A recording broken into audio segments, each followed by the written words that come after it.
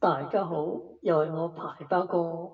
今日排包哥唔唱歌，講下啲懷舊物品。大家咧就睇下有啲乜嘢啦。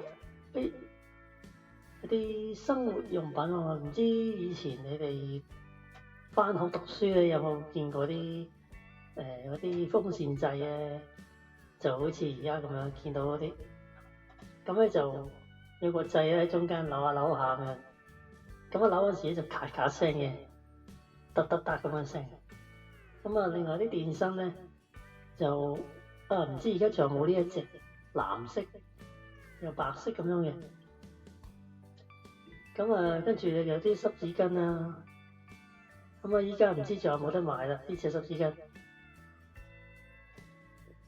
另外咧就以前就興飲利賓納啦，咁就而家好似唔係好見有喎。即係以前探病咧，即係為表你有心啊有誠意啊，梗係整兩支利賓納咁樣嘅。一見到哇你好有心咁樣。跟住以前啲麥當勞咧就即係好有心機嘅整得。就成棵樹有個樣喺度笑笑口咁樣，又有啲嗰啲咩漢堡神偷啊，咩滑嘟嘟啊嗰啲小飛飛嗰啲，而家咧就冇晒嘅，覺得有啲可惜啊。另外咧就有啲朱古力盒，咁以前啲朱古力盒就即係好精美下嘅，就用鐵盒啊咁樣。呢隻就好似叫啲金鷹定係飛鷹嘅朱古力，咁佢就有兩款嘅，一款就紅色，一款白色。咁我以前細個咧就收到呢啲朱古力就好開心啊！咁因為佢好似即係好精美啦，同埋好似個火柴盒咁樣啦。咁就佢外邊有張紙咧，就即係好似個套咁樣嘅。咁你一套攞出嚟咧，入邊咧就有啲銀色嘅錫紙，包住一塊長方形嘅朱古力。覺得哇又好味啦，又精緻啦。唔係紅色喎，係啡色喎。啡色咧就係朱古力啦，即係黑朱古力啦，就比較苦啲嘅。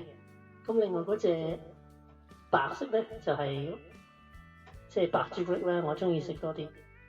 就依家呢隻金鷹朱古力好似都唔見有得賣。另外就下邊咧有隻好似黑色盒嘅糖仔啦。依家咧又好似唔係好見有得賣喎。如果大家啲網友見到咧，邊度有得賣咧就可以話一話俾我知道啊。我都要懷舊下。我記得呢隻糖咧就都幾好食。好似外邊嗰層咧就好似嗰啲即係嗰啲奶咁樣嘅，即係幾香下。同埋好似有隻味係咖啡味嘅，同埋佢個盒咧就好精美啦。我記得咧就呢個盒咧一褪出嚟咧，即係好似人哋嗰啲以前嗰啲木顏色啊，咁一推出嚟咧，佢好似有個窗口可以望到嗰啲一格格嘅糖咧排到好靚咁樣嘅。最後咧，唔知大家以前即係細個有冇去啲舊式嘅酒樓咧，去即係食一圍咁樣嘅。有冇留意啲餐具咧？真係即係相當之精美啦，同埋即係好有份量嘅。我哋見到我哋呢張圖咧，右下角有兩隻即係晾筷子嘅、晾匙羹嘅。圓形嗰個位咧，即係龍尾啦。龍尾咧就嗰個位就晾匙羹嘅。可能而家啲後生仔咧就可能未見過啦。龍頭咧嗰個位其實晾筷子嘅。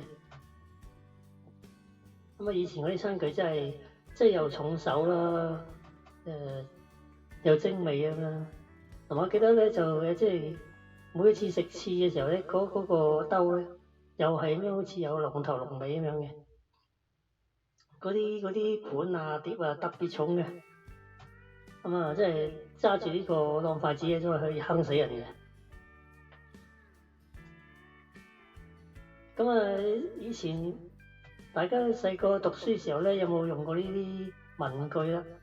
咁啊，最中間嗰個咧就係呢個擦紙膠啦，咁就即係呢啲好睇唔好使嘅擦紙膠啦。咁就上面嗰個綠色嗰個位咧就好硬嘅，咁啊應該就買嚟即係睇嘅啫，即係可以學下啲文生字啊、ABCD 咁樣嘅。但係一擦咧就會越擦越污糟嘅。除咗張紙會污糟之外咧，同埋嗰個擦膠咧都會變咗黑色嘅。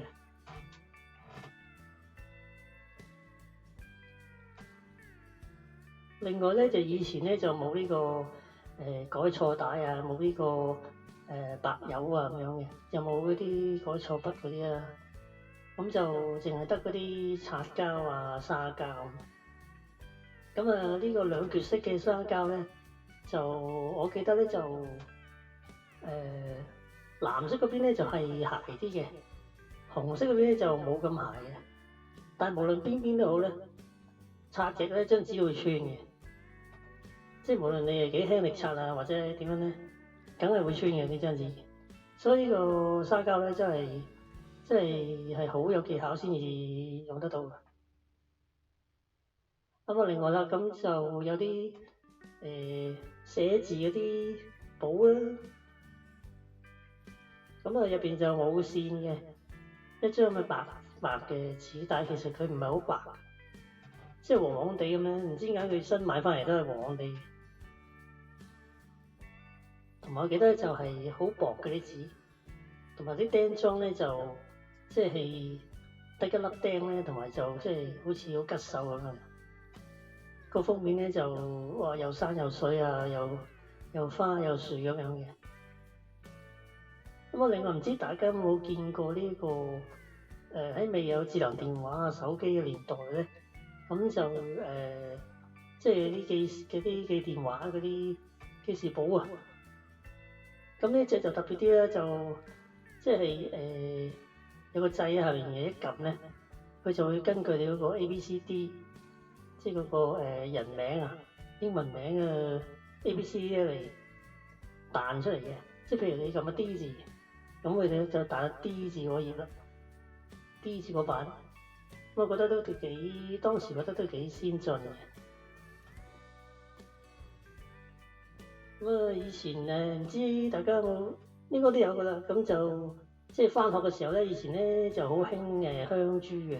咁啊細細樽咁樣入住啦。咁就得閒咧就上堂咧就攞出嚟聞下。咁啊雖然知道聞得多咧對個鼻或者係呼吸道唔係幾好啦。咁但係咧即係會上癮嘅呢個聞，即係舒筋活絡，即係索就相當精神咁樣嘅。即係以前聽書聽到悶咧，聞一聞，哇！真係咧，真係會精神咗少少咁樣嘅。咁啊，另外咧就呢個即係好以前咧見到啲同學咧就有呢個呢個變形金剛式嘅筆盒啊，咁就都相當羨慕咧佢有呢個筆盒嘅。咁嗰啲機關八寶就真係好過癮嘅。撳一個掣咧就彈一個位出嚟，撳一個掣咧就成排筆咧就好似即係啲航空母艦咁樣咧打斜咁樣咧夾咗上嚟，咁嗰啲聲咧啪啪聲咧就真係即係嗰陣時嚟講咧就真係即係如果擁有呢個筆盒咧就真係非常之開心啊，同埋呢個好有驕傲嘅感覺。另外咧就應該都用過啲筆啊，呢個一邊紅色一邊藍色嘅原子筆啦。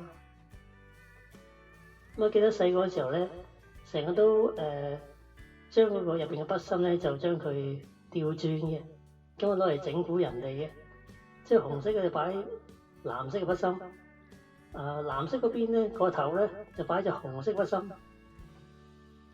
咁有時甚至就調轉個筆芯咧，等佢就寫唔到嘢。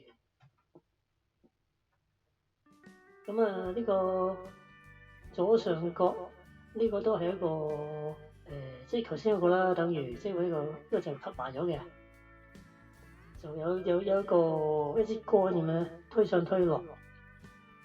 咁你想要邊個英文字母咧？咁就推佢嗰個位咧，就一撳下面個掣咧，佢就會彈出嚟啦。即係以前咧就未有嗰啲電腦啊、智能啊，又或者嗰啲電子嘢咧，即係嗰啲即係我覺得係啲機關嗰啲嘢就即係都幾過癮嘅。反而而家咧就會冇咗呢種嘢咯。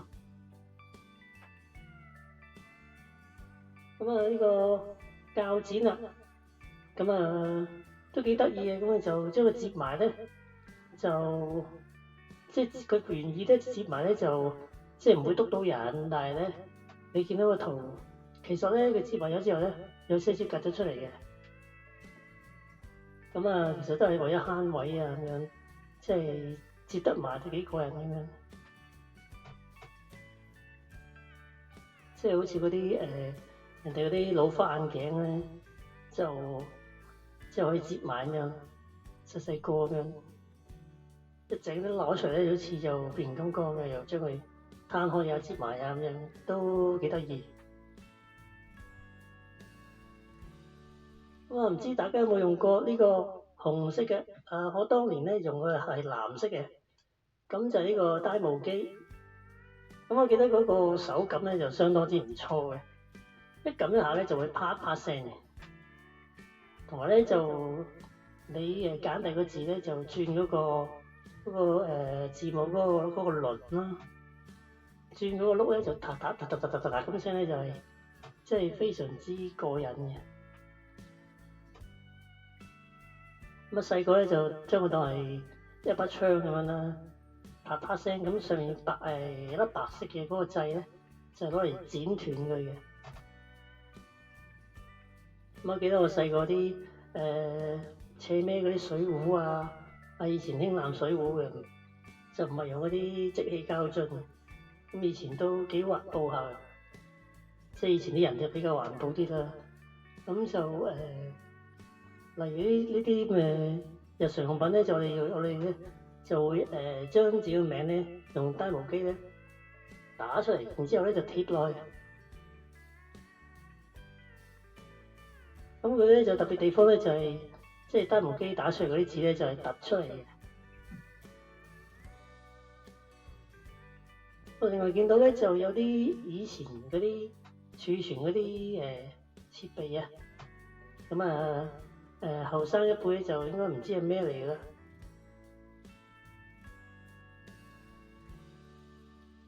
咁啊一塊以前咧就嗰啲磁碟咧就有大塊嗰啲啦。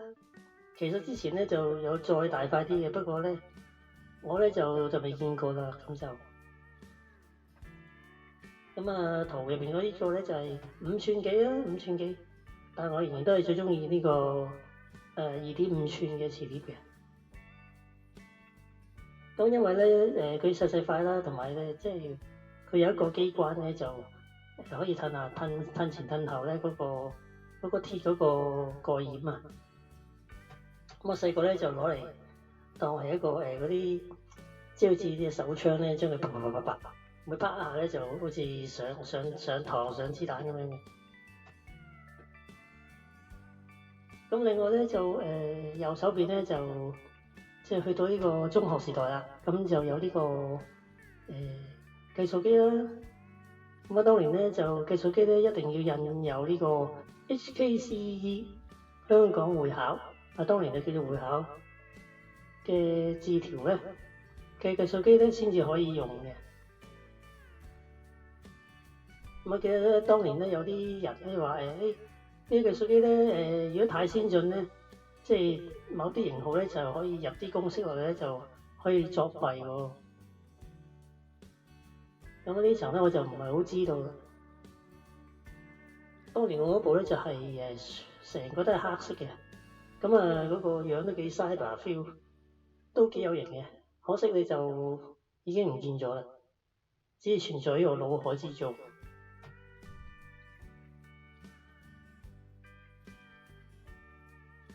另外咧就係當年就即係非常之 hit 嘅快譯通啦，咁啊賣晒電視廣告啊咁樣嘅，咁佢嗰個樣都幾有型嘅，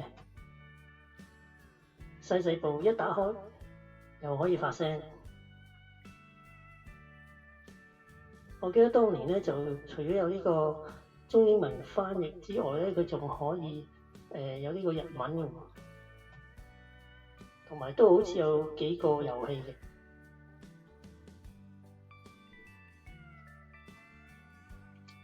好啦，講到懷舊物件啊，點能夠唔提玩具咧？咁啊，大家都有興趣嘅呢個話題啊，呢個話題。咁就到細個時候咧，就好細個嗰時候咧，就因為個小學嗰度咧就地方細嘅，咁所以咧就冇呢個足球場啦，又冇籃球場喎。咁就我細個時候咧但係又想踢波喎，咁我咧就唯有咧，即係小學嗰陣時咧就去超級市場咧就買一盒呢個麥精維他奶啊。咁啊，當年咧就有一啲好大盒裝嘅，好似1.5，即係非常之大盒嘅麥精維他奶咧，就買咗嚟啦。飲完之後咧，將嗰個盒咧就用呢啲牛皮膠紙咧，一層一層咁樣將佢包啊，包到2-3層之後咧，就將佢當波踢咁樣嘅。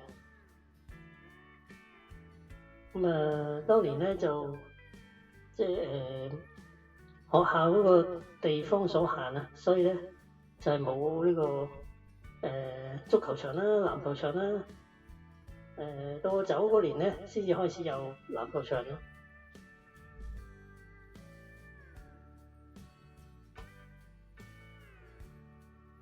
咁啊，啲細個嘅玩意咧就大家都應該見過啦。如果係有翻咁上下嘅歲數咧，就譬如呢條蛇啦，咁佢就會左右擺下咁樣啦。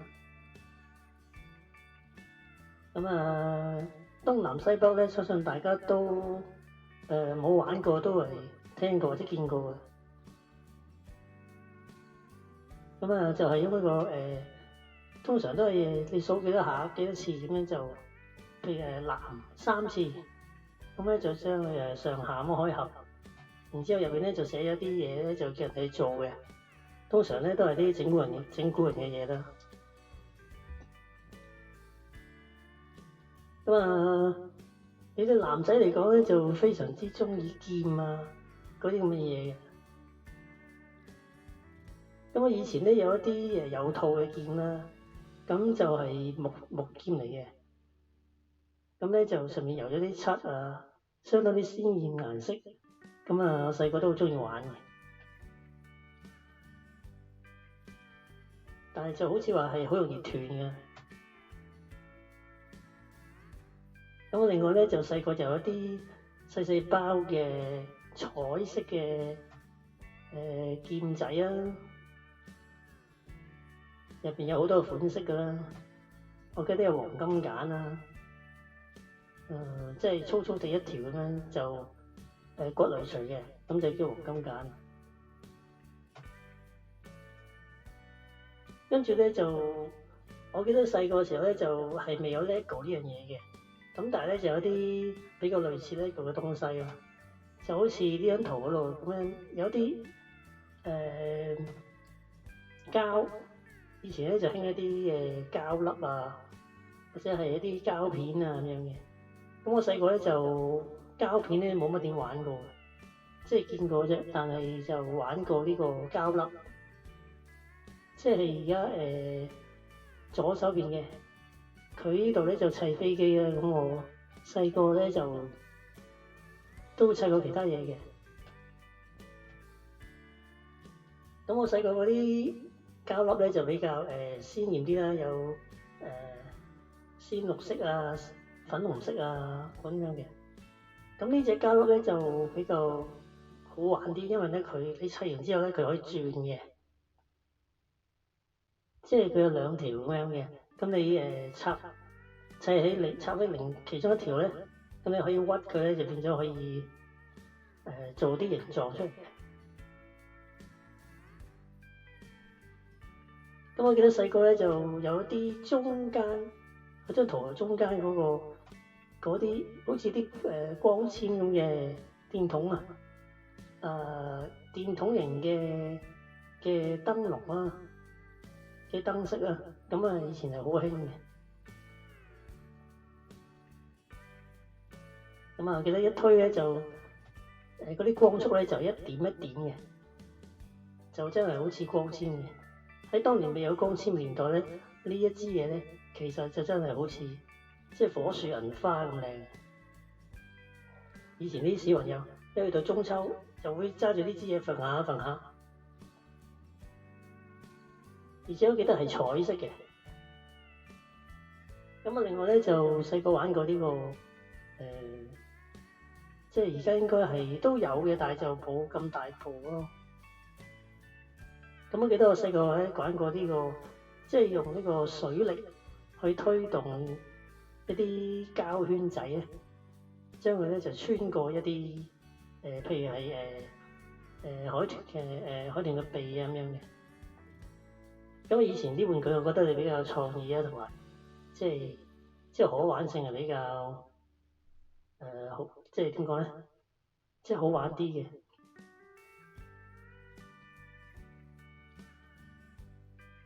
跟住咧就見到就係搖搖啦，當年就好興搖搖嘅。咁就左上角嗰啲咧，我覺得大家都會見過嘅。我記得咧，我細個咧都係有一個雪碧嘅搖搖嘅。咁我記得就係即係嗰個樣好靚啦，因為佢係半透明㗎啦，嗰個圈嗰度。我記得玩嘅時候咧，條繩咧成日都係棘埋一嚿啊，打實力咁樣嘅。咁啊，中間嗰個積木咧，其實我細個係玩過嘅。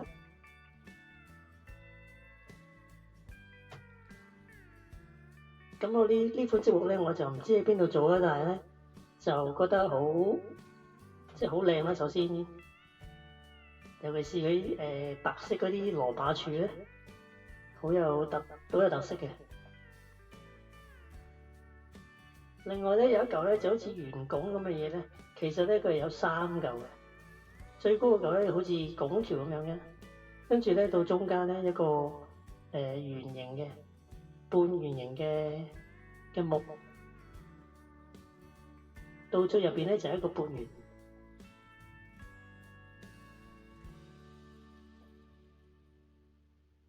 咁啊以前咧就細個聖誕節咧就嗰啲聖誕禮物咧就好似而家圖入邊 show 出嚟咁樣嘅。咁就係一隻好似聖誕襪咁嘅形狀，然之後咧上面梗係有一個紅卜卜嘅聖誕老人啦。咁佢塊面好似紅到好似即係你顆燒咁紅嘅，唔知點解。咁啊細個咧就好中意好收到呢樣嘢嘅，因為入邊咧有好多玩具，有好多好精美嘅零食啦。就好似有金大枝啦，有呢個糖啦，有啲餅啦咁樣嘅。我記得咧就有啲做一啲即係啲聖誕 party 嘅玩意啦。例如咧就一條膠管，然之後喺膠管嘅末端咧就有呢個氣球啦，同埋咧就駁咗一個好似啲BB 咁樣嘅。咁你一吹咧就會啤一聲咁，即係吹啤啤咁樣。咁同埋我記得末端係有啲彩色嘅羽毛嘅。另外我仲記得有一個即係好似以前咧啲人咧就去酒樓咧就嗰啲筷子啊係有套嘅，即係以前去酒樓食飯咧嗰啲筷子咧其實係有個紙嘅套住嘅。咁我細個咧就好中意咧就除咗個套咧，然之後咧將佢一路捲到最盡咧，跟住咧就攞個嘴一吹，跟住一吸，跟住咧佢就好似青蛙條脷咁樣咧，捲前捲後伸長縮短咁樣嘅。咁其中一個玩具咧就係好似呢一個咁樣嘅手作仔咁樣。咁啊，另外就嗰啲棋啦，以前就冇電子產品啊，冇電腦啊，就玩波子棋啦，飛行棋啦，陸軍棋啦，康樂棋啦，鬥獸棋啊，象棋啊，五子棋啊，蘋果棋啊，圍棋啊，即係你數得出咧都有嘅。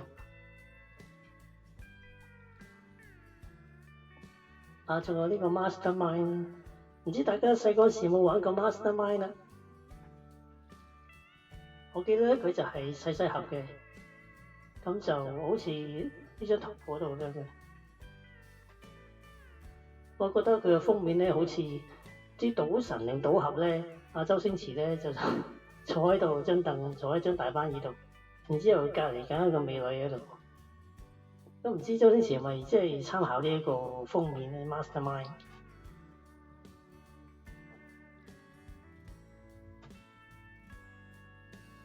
咁啊覺得 Mastermind 就其實真係幾好玩嘅。咁其實佢就玩咩嘅咧？就即係你見到咧每一行咧有4個窿，咁咧呢個4個窿咧4個大嘅窿，4個大窿隔離咧就有4個細窿。4個大窿咧就係你吉一啲彩色嘅波仔喺度，吉上去，然之後對方咧就要估你嗰個顏色。如果估得啱咧，你就喺隔離嗰個細窿嗰度咧，吉一啲黑色或者白色，就顯示出咧話俾對方知咧，你成日嗰啲大嗰啲窿咧係啱，係估得啱定錯嘅。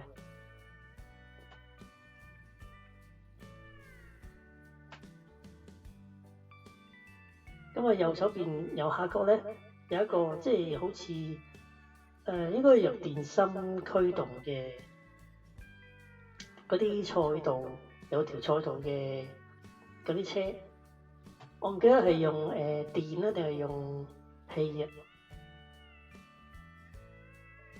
咁啊，真係好似呢張圖咁樣嘅喎，咁就係有2架啦，咁就2個人玩啦。跟住就每人就揸住一個遙控器啊，應該唔係叫遙控器，應該係叫加速器。佢哋見到個手咧一撳咧，佢就會飆啊呢架車。我記得我細個都有玩過嘅。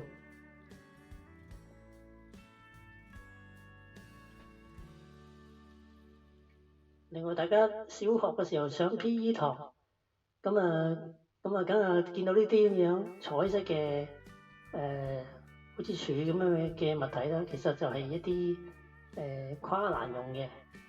咁佢嗰啲粒位咧，每一行咧就係唔同嘅高度咧，就落一條嗰啲木喺度。咁呢一種咧就非常之舊，非常之年代久遠㗎啦。但係我都有啲印象，都有見過。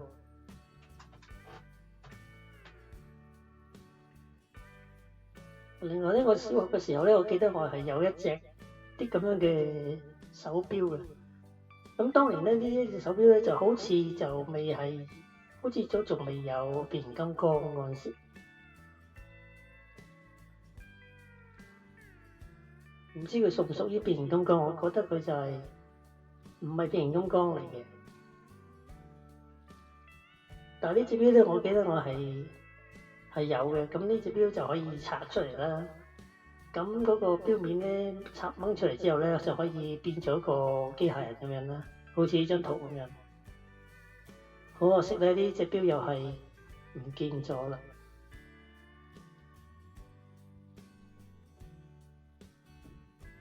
另外咧就大家會見到右手邊會有一把槍啦。咁呢把槍咧就係變形金剛入邊嘅反派麥加登。咁喺舊版變形金剛嗰度咧，麥加登其實係一支手槍，但係喺新嘅變形金剛咧，麥加登咧就係一個坦克嚟嘅。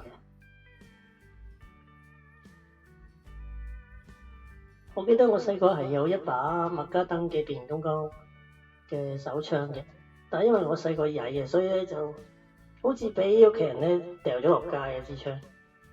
咁我咧就細個咧就嘗試咧就裝個頭出去咧，睇下望唔望到嗰把槍，但可惜係望唔到嘅。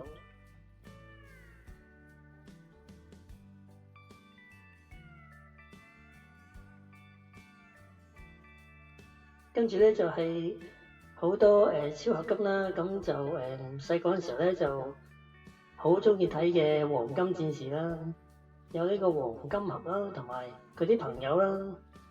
好似有啲唔知咩名嘅戰士啦，我淨記得咧就呢啲戰士咧就出場嘅機率係好低嘅，一見到佢哋出場咧就相當之開心。通常佢哋都係出一出，即係黃金俠要求救嘅時候咧，佢哋出一出幫完佢之後咧就即刻走咗，所以我覺得係好罕有見到呢啲其他戰士。咁啊，細個睇過呢個百獸王啦，百獸王同埋呢個15機合體啦。咁我細個都有15機合體嘅玩具嘅，就係好細隻嗰啲咧，咁就都可以砌到成個15機合體嘅，好似叫做機甲艦隊，除咗叫做15機合體。咁啊，又記得細個嘅時候咧，就有百獸王其中一隻，應該係左手隻就係綠色嗰隻獅子啊！我記得就喺呢個銅鑼灣3月嗰度買嘅，即係而家希慎嗰度。咁啊，另外咧就六神合體啦，六神合體就係一定會睇啦，即係你細個時候。咁就好似係無線播嘅，無線當年就播黃金戰士同埋六神合體啦。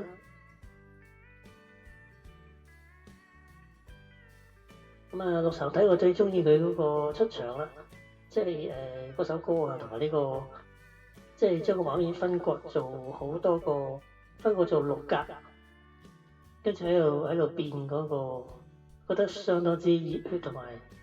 即係嗰個未來科技嗰機械感咧就非常之正，首歌都印象深刻。咁我記得我細個咧就係有，即係當然咧就因為好貴啊嗰啲玩具，當年都好貴啊。咁我就記得我就係有呢個地神啦，同埋係咪叫地神咧？即係佢嗰個身體同埋個頭。即係六神合體個身體同個頭，係咪叫地神咧？同埋入邊嗰隻基因，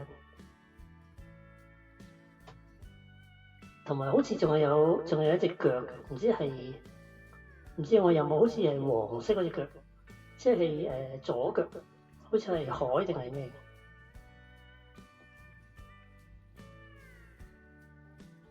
咁啊，跟住就有啲再舊啲嘅啦，就好似右手邊咧。係嗰陣時就未有變形金剛啦，咁呢應該係叫百變雄獅嘅。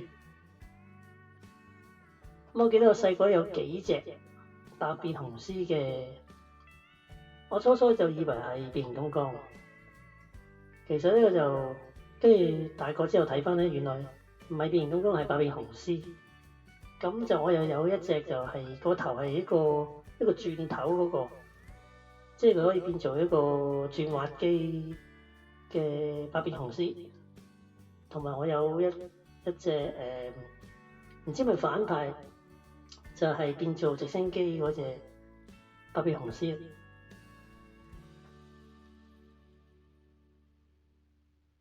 哦，係，仲有一隻就係穿梭機。百變雄獅咧就有一隻係穿梭機嘅可以變做，咁我都有呢隻。我仲記得嗰個穿梭機個機尾俾我玩到鬆晒。仲有一隻就係反派嚟嘅，咁佢個樣咧好似阿伯咁樣，咁佢就係可以變做一個電單車嘅，唔知大家知唔知我講乜嘢啊？應該係當年係又卡通片嚟嘅，不過好似冇睇過百變雄獅嘅卡通片喎。唔知喺邊度做？我話跟住就嗰個年代咧就再褪後啲啦。咁就我記得咧就呢啲咁嘅掌機，即係嗰啲手揸嘅電子係咪叫電子嘅遊戲機啦？就當年咧就有呢個拍牌啦，即係右手邊咧中間嗰個拍牌。我記得就係入嗰啲筆芯電啊，唔係扭電嘅，好似仲要用一個萬字夾咧去多篤嗰個 reset 掣咧，就可以重新嚟過咁樣。咁啊，雖然咧呢啲機嘅玩法就比較單一一啲，就即係比較簡單啲，但係當年嚟講咧就已經覺得好好玩咯。咁我記得就有呢個玩過中間，即係中間嗰部，咁就而家見到 show 到咧，中間有部藍色嘅，其實係俄羅斯方塊。咁啊，當年咧就我都有玩，即係類似咁嘅樣嘅機，但係就灰色嘅，啲掣都係黃色啦。我記得咧，當年咧就玩得好瘋狂嘅。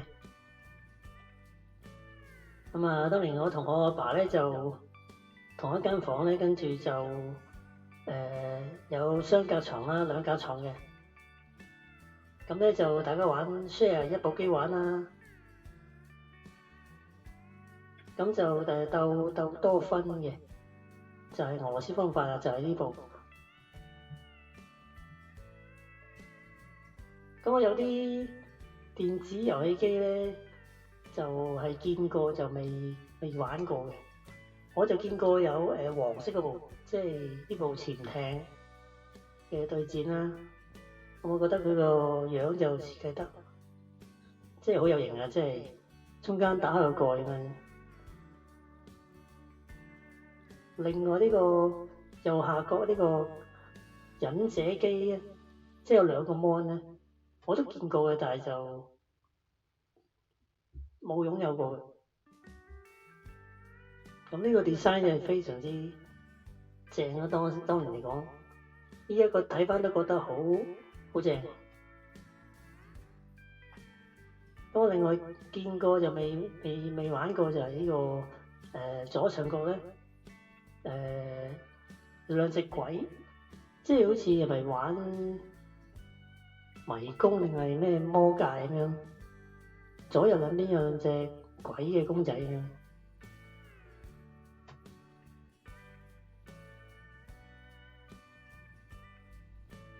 講漏咗呢個 Game Boy 啊！我當年咧就都玩過 Game Boy 嘅，但係就唔係白色嗰部。就當年就出咗部透明嘅 Game Boy，咁啊到最後咧就係呢個電視遊戲機啦。電視遊戲機咧我就小學嘅時候咧，我第一次接觸電視遊戲機咧就係紅白機啦。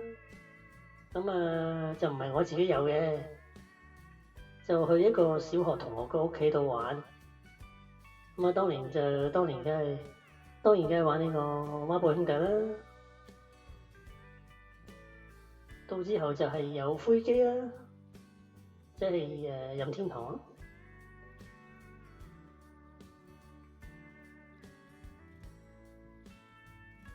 好啦，今日嘅懷舊物件咧就講住咁多先，下次有資料或者又有啲新奇有趣嘅東西，再同大家分享。